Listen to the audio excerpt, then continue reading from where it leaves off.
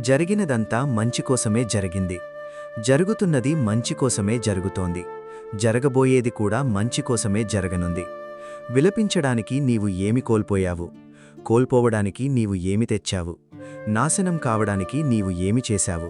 నీవు ఏమి పొందినా అది ఇక్కడి నుండే పొందావు. ఏది నీ అదృష్టంలో ఉందో అది నీకు దొరికి తీరుతుంది. ఏది నీది కాదో అది నీవు ఎంత ప్రయత్నించినా దొరకదు. చింత వదిలిపెట్టు. జీవితంలో వచ్చేదంతా వచ్చినట్టు స్వీకరించు. మన జీవితమే ఒక పోరాటం. ఈ పోరాటంలో మనం చేసే కార్యాన్ని చిత్తశుద్ధితో చెయ్యాలి. ఏది కావాలో అది అలాగే జరుగుతుంది. దానిని ఆపడం మన వల్ల కాదు. సత్యమార్గంలో నడువు. నీవు నడిచేటప్పుడు పాతాళంలో పడితే నిన్ను పైకి లేపడానికి నేను తప్పక వస్తాను. స్వర్గంలో అన్నీ ఉన్నాయి కాని చావు లేదు. భగవద్గీతలో అన్నీ ఉన్నాయి కాని అబద్ధం లేదు.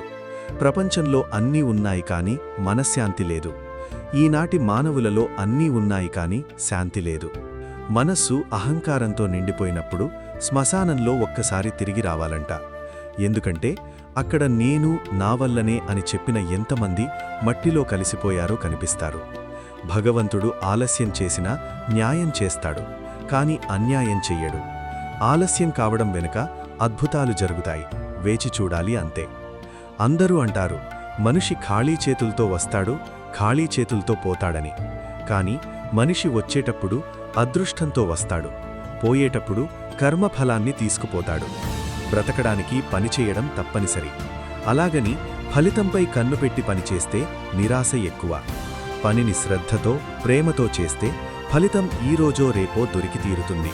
ఒకసారి అర్జునుడు శ్రీకృష్ణుణ్ణి అడిగాడు, ఈ గోడపై ఒక సందేశాన్ని రాయమని.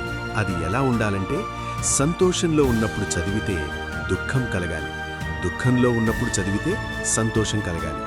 కృష్ణుడు రాసిన ఈ సందేశం, ఈ సమయం కూడా గడిచిపోతుంది. బియ్యం అన్నాన్ని అడిగాలి, నువ్వు కూడా నాలాగే ఉండేవాడివి కదా, కాని ఎలా అన్నమయ్యావని. బియ్యం అందంగా సమాధానమిచ్చాయి, నీవు మరియు నిప్పుల సంబంధానికి లోనయ్యావు. వాటి సంస్కారం వల్ల మృదువయ్యావు, మధురమయ్యావు.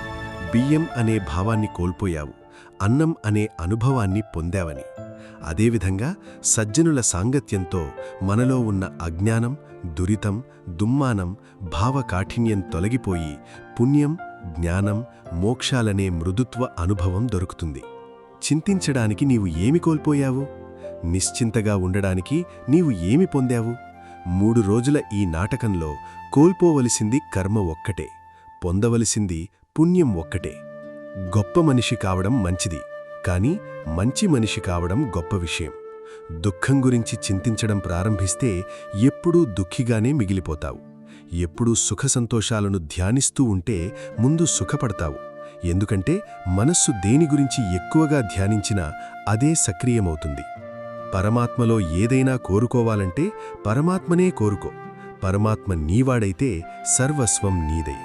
కొట్టిన బాధను తట్టుకునే శక్తినిచ్చే భగవంతుడు సమయం వచ్చినప్పుడు తిరిగి కొట్టే సామర్థ్యాన్ని ఇస్తాడు. మీరు ప్రయత్నించేంతవరకు మీ లోపలి శక్తి మీకు తెలియదు. ప్రయత్నం నిరంతరంగా ఉండాలి. ఒకవేళ మనిషి తన ఆశలపై నియంత్రణ పెట్టి తన ఆలోచనలను వేరొక వ్యక్తిని మార్చడానికి బదులు తన అంతరంగాన్ని మార్చుకునే ప్రయత్నం చేస్తే మనం సంబంధాలలో సంతోషాన్ని వెతకడం కష్టమేమీ కాదు. అంటే స్వీకారభావమే సంబంధానికి వాస్తవ అర్థమవుతుంది. సమస్య సవాళ్లను ఎవరైతే అవకాశాలుగా మార్చుకుంటారో వారు మాత్రమే బతుకులో గట్టిగా నిలబడగలరు. ఒక రాయి ఒక్కసారి మాత్రమే గుడికి వెళుతుంది, వెళ్ళి భగవంతుడవుతుంది. కానీ ప్రతిరోజు గుడికి వెళ్లే మనిషి మాత్రం అలాగే రాయిలాగే మిగిలిపోతాడు. ఏ రాజు ఎప్పుడూ రాజుగా ఉండడు. ఏ శ్రీమంతుడు చివరి వరకు శ్రీమంతుడిగా ఉండడు. ఏ పేదవాడు చివరి వరకు పేదవాడిలాగే ఉండడు. ఈ ప్రపంచంలో ఏదీ కూడా శాశ్వతం కాదు. పరివర్తనయే జగత్తు నియమం. బతుకులో ఎక్కువగా మౌనంగా ఉండడం మంచిది కాదు. సమయానికి తప్పులను ఎదిరించడం నేర్చుకోండి. దేవుడు మనతో లేడు, మన మనస్సులోనూ లేడు. కేవలం మన ఆత్మవిశ్వాసంలో ఉంటాడు. ఎప్పుడైతే మనిషి తాను చేసిన కర్మఫలాలను ఇదే జన్మలో లేదా వచ్చే జన్మలో అనుభవించాల్సి ఉంటుందనే జ్ఞానాన్ని తెలుసుకుంటాడో అప్పుడు ఈ ప్రపంచమంతా మార్పు వైపు నడుస్తుంది. చరిత్రలో గెలిచినవాడికి గెలిచినవాడు అనే స్థానం ఉంది. ఓడినవాడికి కూడా ఇతనితో పోరాడి ఓడాడు అనే స్థానం ఉంది. కానీ నిలబడి చూసేవాళ్లకు ఆడుకుని నవ్వేవాళ్లకు చరిత్రలో ఎక్కడా స్థానం లేదు. కోపంతో మాట్లాడితే గుణాన్ని కోల్పోతాం, ఎక్కువగా మాట్లాడితే శాంతిని కోల్పోతాం, అనవసరంగా మాట్లాడితే పనిని కోల్పోతాం, అహంకారంతో మాట్లాడితే ప్రేమను కోల్పోతాం, అబద్ధం మాట్లాడితే పేరును కోల్పోతాం, వేగంగా మాట్లాడితే అర్థాన్ని కోల్పోతాం, ప్రేమతో మాట్లాడితే అన్నీ పొందుతాం. బతుకులో ఏది జరిగినా మంచిదే. వర్తమానంలో ఏది జరుగుతున్నా అదంతా ఉత్తమంగానే జరుగుతుంది. ముందు ఏం జరిగినా అదంతా బాగుంటుంది. భవిష్యత్తు గురించి చింతించకండి, వర్తమానంలో జీవించండి. ఒకసారి అర్జునుడు శ్రీకృష్ణుణ్ణి అడుగుతాడు, అంతా తలరాతలోనే రాసి ఉంటే ప్రయత్నించి ఫలితమేముందని. అప్పుడు శ్రీకృష్ణుడు సమాధానమిస్తాడు, ఎవరికి తెలుసు ప్రయత్నిస్తే దొరుకుతుందని తలరాతలో రాసి ఉంటే? ప్రయత్నం సర్వసిద్ధి సాధనం, ప్రయత్నమే అన్ని సిద్ధులకు సాధనం. ఒకసారి నారదుడు శ్రీకృష్ణుణ్ణి అడిగాడంట, ఈ ప్రపంచంలో అందరూ దుఃఖితులుగా ఎందుకున్నారని. అప్పుడు శ్రీకృష్ణుడు చిరునవ్వు నవ్వుతూ అన్నాడంట, సుఖం అందరి దగ్గరా ఉంది, కాని అందరూ ఇంకొకరి సంతోషాన్ని చూసి దుఃఖితులుగా ఉన్నారంతే. మనశ్శాంతి ఏ వస్తువులోనూ డబ్బులోనూ ఉండదు, మన ఆలోచనలో మరియు మనస్సులో ఉంటుంది. కష్టపడకుండా దొరికిన ఫలం ఎప్పుడూ సుఖాన్నివ్వదు. సుఖాన్ని కష్టపడడంలో వెతకండి. స్నానం శరీరాన్ని, ధ్యానం మనస్సును, దానం ధనాన్ని, యోగ జీవితాన్ని, ప్రార్థన ఆత్మను, వ్రతం ఆరోగ్యాన్ని, క్షమ సంబంధాలను, పరోపకారం అదృష్టాన్ని పవిత్రం చేస్తుంది. కేవలం దేవుణ్ణి పూజిస్తే పుణ్యం రాదు.